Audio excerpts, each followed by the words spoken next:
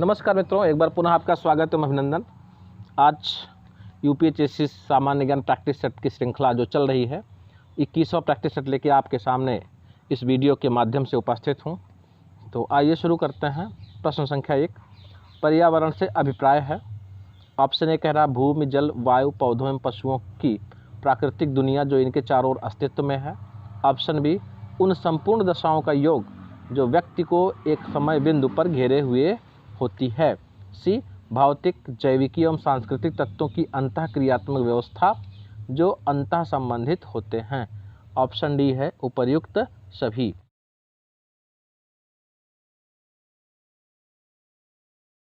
तो मित्रों, पर्यावरण का अभिप्राय जो है, मित्रों पहले आंसर जान लें। इसका ऑप्शन हो जाएगा सही डी। मित्रों, पर्यावरण से संबंधित परिभाषा इसमें से कोई भी आप उठा सकते हैं, सब पर्यावरण का ही अभिप्राय है। प्रश्न संख्या 2, तमिलनाडु में मानसून के सामान्य महीने कौन से हैं? तो ऑप्शन ए है मार्च अप्रैल, बी जून जुलाई, सी सितंबर अक्टूबर और डी नवंबर दिसंबर।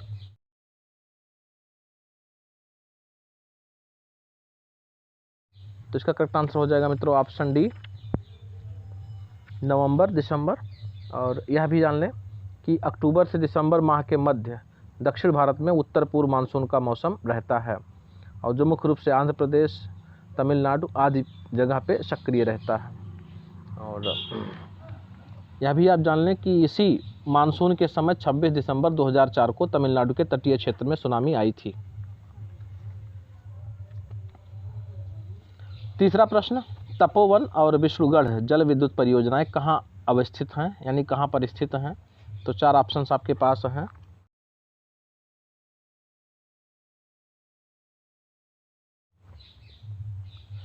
ऑप्शन देखिए, करेक्ट हो जाएगा इसका ऑप्शन सी, उत्तराखंड। चौथा प्रश्न, मैथॉन, बेल पहाड़ी एवं तिलैया बांध किस नदी पर बनाए गए हैं? बहुत ही महत्वपूर्ण प्रश्न है मित्रों।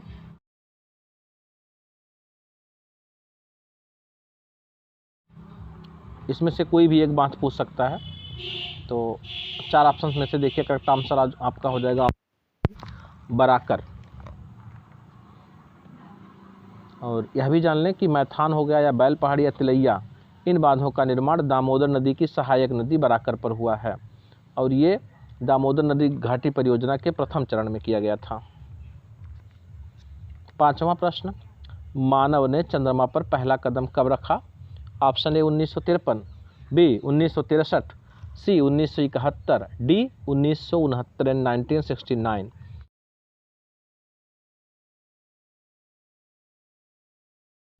तो करेक्ट ऑप्शन हो जाएगा मित्रों इसका ऑप्शन डी 1969। और यह भी जान लें कि 1969 को जो तिथि थी वह थी 20 जुलाई और जो यान गया था उसका नाम था अपोलो 2 और कहाँ का था मित्रों? अमेरिका का। और अंतरिक्ष यात्रियों में जो 3 यात्री थे उनमें नील आर्मस्ट्रांग, माइकल कॉलिंग्स और एडविन एल्ड्रिन जूनियर थे। और यह भी जान लें कि नील आर्मस्ट्रांग और एडविन एल्ड्रिन ने ही चंद्रतल पर अपने कदम रखे थे। माइकल कॉलिंग्स जो है उस समय उपग्रह में ही मतलब उस यान में ही चक्कर लगा रहे थे। 6वां प्रश्न, कंपाइलर एक ऐसा सॉफ्टवेयर होता है जो निम्नलिखित परिवर्तन करता है। तो इसका ऑप्शन पढ़ना जरूरी है मित्रों। ऑप्शन ए है कैरेक्टर से बिट्स में, बी उच्च स्तरीय भाषा से मशीनी भाषा और सी मशीनी भाषा से उच्च स्तरीय भाषा और डी वर्ड से बिट्स में।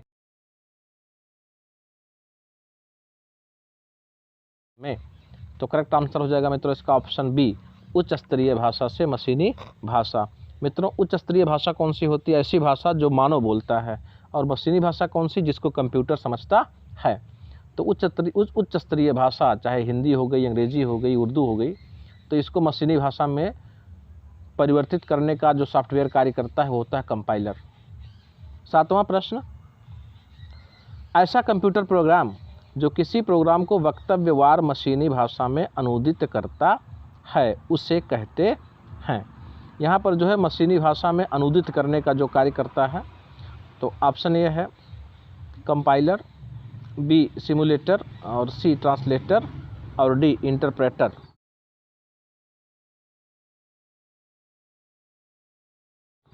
तो करेक्ट आंसर हो जाएगा मित्रों इसका ऑप्शन डी, इंटरप्रेटर। चूंकि ये सॉफ्टवेयर की बात नहीं, प्रोग्राम की बात हो रही है मित्रों।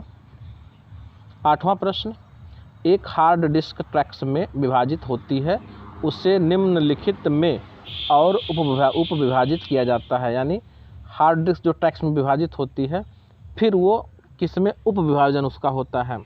तो ऑप्शंस आपके पास है क्लस्टर्स, बी सेक्टर्स, सी वेक्टर्स और डी हेड्स।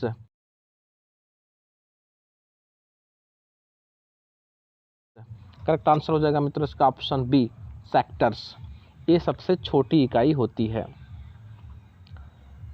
9वां प्रश्न, निम्नलिखित में से किस आधार पर ज्या प्याजे ने मानव विकास संज्ञानात्मक सिद्धांत दिया। तो ऑप्शन ए कह रहा है मौलिक अनुसंधान, और बी प्रायोगिक अनुसंधान, सी क्रियात्मक और डी मूल्यांकन।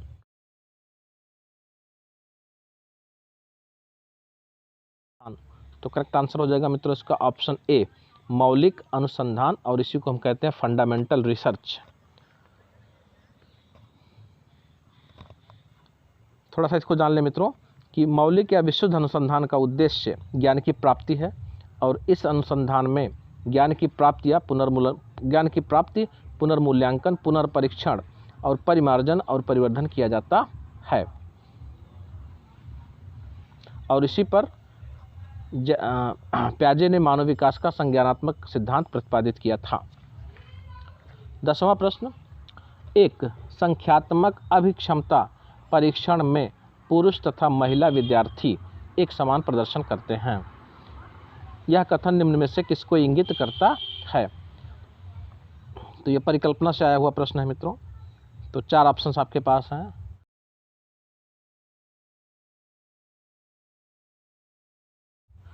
आंसर हो जाएगा मित्रों इसका ऑप्शन बी, शून्य परिकल्पना, और इसको इंग्लिश में कहेंगे नल हाइपोथेसिस। 11वां प्रश्न, शोध की किस विधि में निराश्रित चर में हेरफेर अथवा बाह्य चरों का नियंत्रण ना तो संभव है और ना वांछनीय। तो 4 ऑप्शन आपके पास है मित्रों।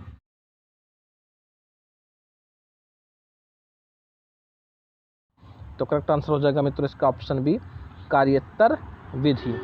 और बहुत सारे मित्रों का रिक्वेस्ट है कि इसको जो है बाइलिंगुअल बनाया जाए, और बाइलिंगुअल में इंग्लिश ना कि और कोई दूसरी भाषा। तो मित्रों 21वें सेट के बाद अभी आपको जो है एक इसका शॉर्ट नोट बनाना है। कुछ लोग बना भी चुके हैं, कुछ लोग बना रहे हैं, और एक व्हाट्सएप ग्रुप आपके साथ रहेगा और उसमें उसको शेयर करना है। अगर आप चाहें तो शेयर कर सकते हैं। और 21वें सेट के बाद जो भी प्रैक्टिस सेट बनेगा मित्रों, वो प्रयास किया जाएगा कि कम से कम शोध और कंप्यूटर से संबंधित जो प्रश्न हैं वो बाइलिंगुअल ज़रूर रहें। तो ठीक है मित्रों, बढ़ते हैं 12वें प्रश्न की ओर। तो आइए मित्रों देखते हैं प्रश्न नंबर 12। विमर्शी स्तर शिक्षण से स्मृति शिक्षण से अलग होता है क्योंकि इसमें शामिल संप्रेषण की पद्धति मूल ... होती है। यानी यहाँ पर आपको मूलतः के बाद इसमें फिलअप करना है 400 ऑप्शंस में से। तो मित्रों जानते हैं आप कि शिक्षण के 3 स्तर होते हैं। स्मृति स्तर, जिसमें सिर्फ रट्टा मारा जाता है, प्राथमिक स्तर के लिए होता है। इसके बाद अवबोध स्तर होता है, और फिर जो सबसे उच्च स्तर होता है उसी को हम कहते हैं विमर्शी स्तर या चिंतन स्तर। तो इसमें पूछा गया है कि वही चिंतन स्तर स्मृति शिक्षण स्तर से अलग होता है, क्यों अलग होता है। तो इसके जो 4 ऑप्शन है, चारों ऑप्शन है मित्रों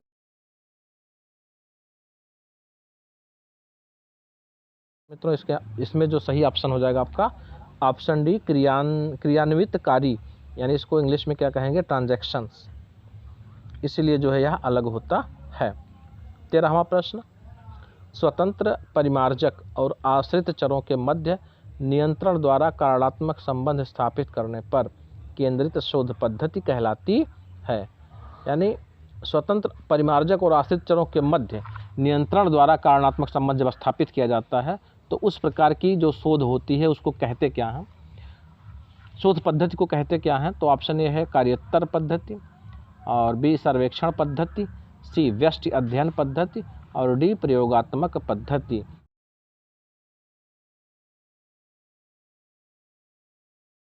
तो करेक्ट आंसर हो जाएगा मित्रों इसका ऑप्शन डी, प्रयोगात्मक पद्धति। प्रश्न संख्या 14, निर्माणाधीन त्रिपुरा बांग्लादेश मैत्री सेतु किस नदी पर स्थित है? ऑप्शन ए फेनी नदी, बी मानस नदी, सी ब्रह्मपुत्र नदी और डी पद्मा नदी।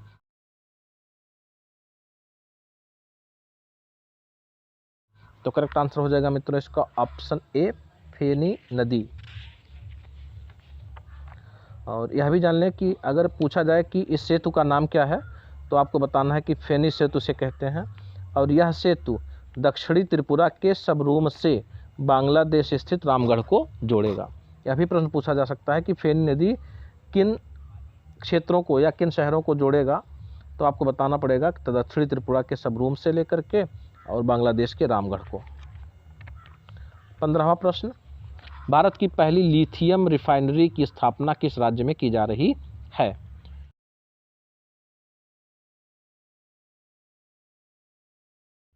तो चारों ऑप्शन में से मित्रों करेक्ट आंसर हो जाएगा मित्रों आपका इसका ऑप्शन डी गुजरात।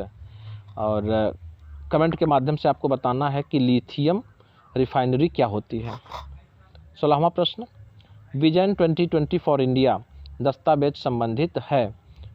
तो ऑप्शन ए है कृषि विकास से, बी औद्योगिक विकास से, सी विकसित राष्ट्र से और डी गरीबी उन्मूलन से।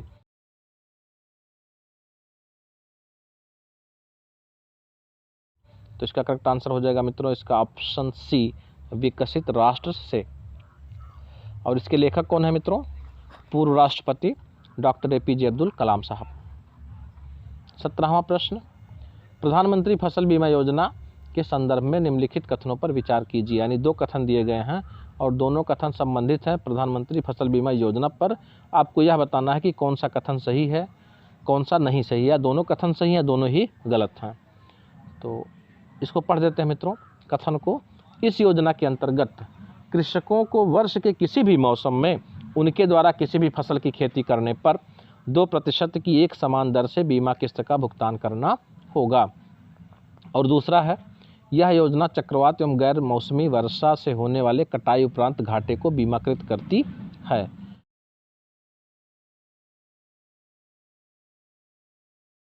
तो करेक्ट आंसर हो जाएगा मित्रों इसका ऑप्शन बी, केवल दो कथन सही है, पहला कथन सही नहीं है। और सही क्यों नहीं है मित्रों? क्योंकि 2% एक समान दर से बीमा किस्त का भुगतान नहीं करना है। अगर करना है तो उसके लिए अलग अलग सिस्टम है। खरीफ फसलों के लिए 2%, रबी फसलों के लिए 1.5% और वाणिज्यिक एवं बागवानी फसलों के लिए 5% है मित्रों। तो एक समान नहीं है, इसलिए ऑप्शन नंबर केवल 2 सही है। ऑप्शन नंबर बी सही है, केवल 2 कथन ही सही है। 18वां प्रश्न, उत्तर प्रदेश में किसान बही योजना लागू की गई थी।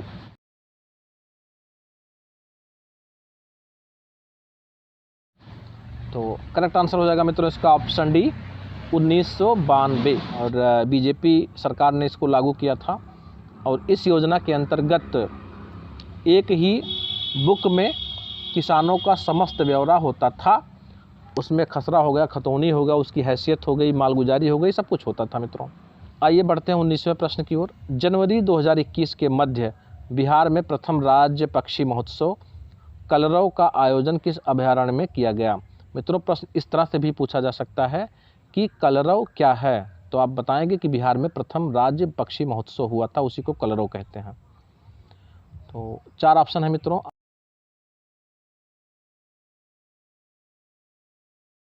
ऑप्शन बी इसका सही है, नागा नकटी पक्षी अभयारण्य। और इसका उद्घाटन मित्रों वहाँ के मुख्यमंत्री नीतीश कुमार जी ने किया था। 20वां प्रश्न, दक्षिण अफ्रीका में रहने की अवधि में महात्मा गांधी ने निम्न में से जिस पत्रिका का प्रकाशन किया उसका नाम था? Option A Navjivan, B India Gazette, C Afrikaner और डी इंडियन ओपिनियन।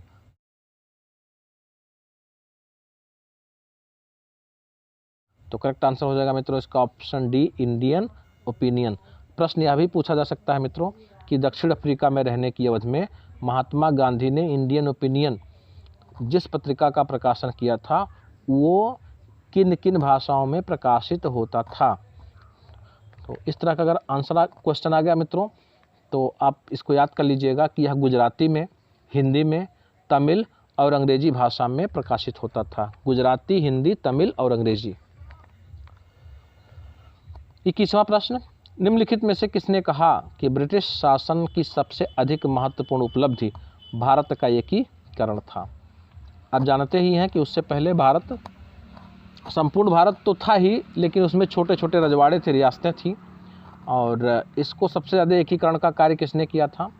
ब्रिटिश शासन ने ही किया था। और इस कथन को कहा किसने मित्रों?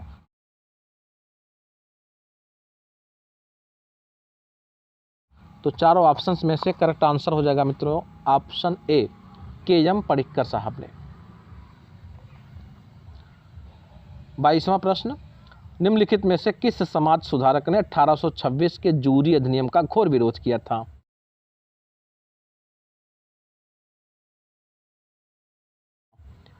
तो इसका ऑप्शन सही है मित्रों ऑप्शन बी, राजा राममोहन राय। थोड़ा सा जान लें मित्रों कि जूरी अधिनियम क्या था। जूरी अधिनियम इस प्रकार का अधिनियम था मित्रों कि अगर किसी हिंदू या मुसलमान की लड़ाई है या किसी प्रकार की दिक्कत है, तो न्यायालय में उससे संबंधित जो सुनवाई करेगा वो कोई न कोई ईसाई ही करेगा। हिंदू मुसलमान जज उसकी सुनवाई नहीं कर सकता। और अगर किसी ईसाई का मैटर है तो उसकी सुनवाई कोई ईसाई ही जज करेगा, हिंदू या मुस्लिम जज नहीं कर सकता। तो इस प्रकार से बड़ा कठोर नियम था। तो इसका विरोध राजा राममोहन राय साहब ने किया था। 23वां प्रश्न, भारतीय कला में बुद्ध के जीवन की किस घटना का चित्रण मृग सहित चक्र द्वारा हुआ है?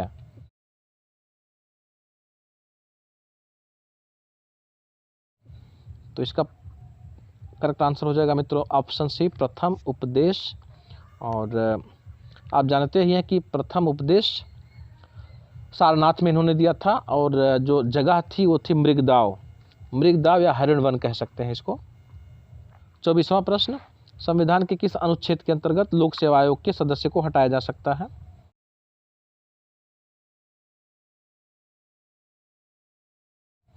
तो करेक्ट आंसर हो जाएगा मित्रों इसका ऑप्शन सी, अनुच्छेद 317 के तहत लोक सेवा आयोग के सदस्य को हटाया जा सकता है। 25वां प्रश्न, निम्नलिखित में से किसे एक दबाव समूह माना जा सकता है? दबाव समूह मित्रों किसे कहते हैं? ऐसा समूह जो प्रभावित करने का प्रयास करता है किसी भी नियम कानून के अवरोध के लिए, जो सरकार पर एक प्रकार से दबाव ला सकता है, उसी को दबाव समूह कहते हैं।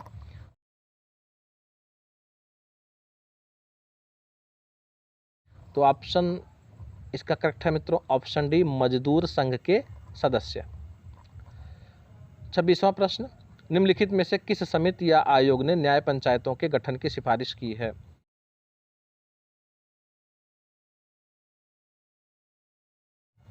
तो इसका करेक्ट आंसर हो जाएगा मित्रों ऑप्शन बी, अशोक मेहता समिति ने।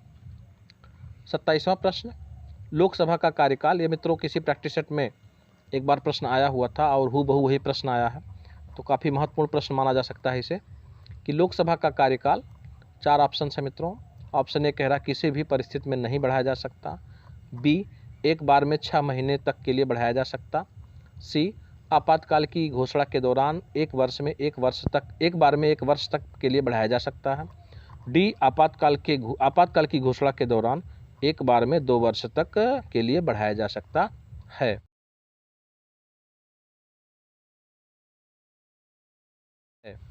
तो करेक्ट आंसर हो जाएगा मित्रों इसका ऑप्शन सी, आपातकाल की घोषणा के दौरान एक बार में 1 वर्ष तक। वैसे तो कॉमनली मात्र 6 महीने के लिए बढ़ाया जा सकता है, लेकिन अगर आपातकाल की स्थिति हो तो एक बार में 1 वर्ष तक भी बढ़ाया जा सकता है।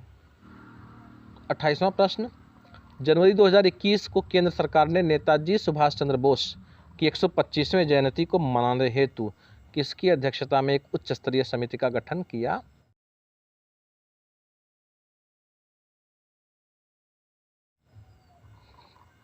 तो चारों ऑप्शंस में से मित्रों करेक्ट आंसर हो जाएगा आपका ऑप्शन डी, प्रधानमंत्री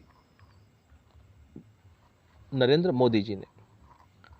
और 29वां प्रश्न मित्रों, निम्न में से कौन सा तंत्र सुमेलित नहीं है?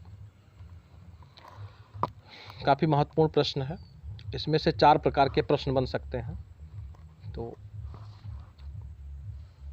कार्बन डाइऑक्साइड के सामने आपका दिया गया thermal power station. B, chlorofluorocarbon के सामने ऑटोमोबाइल। सी नाइट्रस ऑक्साइड के सामने जलमग्न धान के खेत, और डी सल्फर डाइऑक्साइड के सामने ईंट के भट्ठे।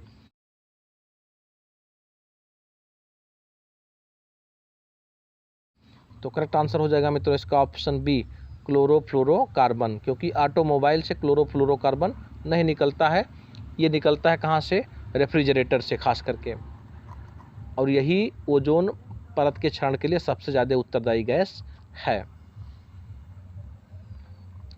तो 30वें प्रश्न से पहले मित्रों, कबीरदास जी का एक दोहा है, उसको बड़ी ही सुनाने की तीव्र इच्छा है आप लोगों को, कि जिन ढूंढा तिन पाइयाँ गहरे पानी पैठ, अब मैं बपुरा देखत रहा किनारे बैठ। तो कहने का मतलब है मित्रों कि अब तैयारी आपकी जो है 1 महीने से कम समय बची हुई है, तो प्रयास ये करिए कि अब किनारे बैठने से काम नहीं चलेगा, और उतर जाइए नदी में, गोता लगाना शुरू कर दीजिए, और नदी का समुद्र में, और मोती को एक एक मोती को छान करके बाहर लाते रहिए। कहने का मतलब है कि प्रश्न की गहराइयों को समझ करके और उनका नोट बनाते रहिए, ये आपके काम आएगा। और शुभकामना है कि इसी भर्ती परीक्षा में आपका कल्याण हो। आइए बढ़ते हैं 30वें प्रश्न की ओर। वायु में कार्बन डाइऑक्साइड की बढ़ती हुई मात्रा से वायुमंडल का तापमान धीरे धीरे बढ़ रहा है। यानी कार्बन डाइऑक्साइड की मात्रा अगर बढ़ रही है तो उससे वैश्विक तापमान, वायुमंडल का तापमान बढ़ेगा तो वैश्विक तापमान बढ़ेगा, ग्लोबल वार्मिंग बढ़ेगी ही। तो कार्बन डाइऑक्साइड के बारे में दिखा गया है कि करती क्या है ये।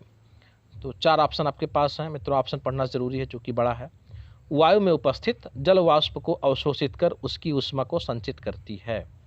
पहला ऑप्शन कह रहा है कि कार्बन डाइऑक्साइड का कार्य यही है, और ऑप्शन बी कह रहा है कि सौर विकिरण के पराबैंगनी अंश को अवशोषित करती है, सी संपूर्ण सौर विकिरण को अवशोषित करती है, और डी सौर विकिरण के अवरक्त अंश को अवशोषित करती है।